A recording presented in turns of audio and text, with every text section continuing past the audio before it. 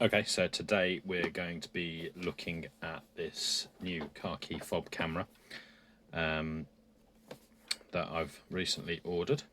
Comes in a nice checkered flag effect. As you can see, it's not been opened yet, so I'm just going to do the bog standard cutting open the labels on either side, the little sticky labels on there. There we go, that should open it, and then we can open up this part. So we've got our own little user manual there.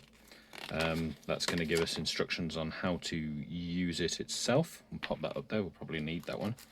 A bit dopey when it comes to this kind of thing. And then we have it basically looks like a car key. Look at that, it really is just a car key.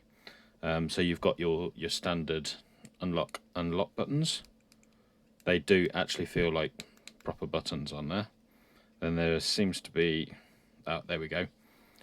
So we've got a little slot there for presumably charging, which I'll check that in a minute. What's it say on here?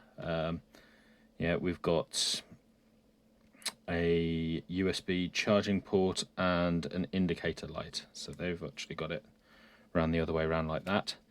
The USB charging port and the indicator light to show whether it's on. And then apparently on the other side, there's going to be, there we go, an SD card slot. Hopefully you guys can see that one there. Maybe I'll put a little bit more light on here so that you can actually see what we're doing. Maybe, hopefully, let's put that there so you guys can see that. Yeah, there we go. So you can see that the SD card slot is in there as well.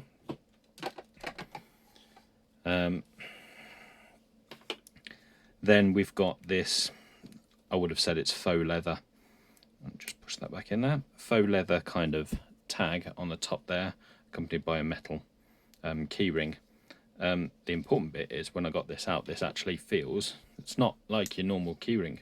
It's actually metal. So it feels really weighty. It's got a decent weight to it, which is usually quality signs. So you would think that this is actually belonging to an expensive car. And there we have on the front there, if you can see it with the light there, we've got the camera lens on the front there, which actually looks like it would be, you know, like the IR laser for when you're actually pressing any of the buttons on there to be able to shoot towards the car, but it's actually going to be taking video. So what it's saying on here is in order to turn it on, hold the power button, which is the unlock, for 3 seconds, and then the device vibrates. 1, 2, 3, there you go, it's vibrated. Then the red light is on, so let's have a look at the indicator light. Okay. And then video goes into standby mode. Hold the power button for 3 seconds. In any mode, the device vibrates and the LEDs go off, it turns off. So that's just the on-off button there. That unlock button is just an on-off button. Need to make sure that it's charged, need to make sure it's got its own micro SD. It doesn't appear to come with an SD card. It does come with a little charging cable there, obviously. Need to be able to charge it up, but it doesn't come with one. So need to make sure what kind of SD card we've got. But I've got a load of 16 gig TF cards that I can just throw in there to be able to test it anyway. So once the device is already on, it shows that it's in standby mode. You click the button once to record, so that one to record, and a red light will flash while recording. Video files are saved every 5 minutes, and then you press it again to be able to stop your recording, save data, and then what you'll need to do is then you remove your SD card, oh, wrong side, from the side of here in order to get that working. I'm going to turn that back off. Photography, that's the same thing. So instead of using the on-off button on the side here, what you would use is the opposite button. So you just press dot dot to be able to get those started and everything else like that. So you can literally point it at somebody and then just go duck, and you've taken a photo.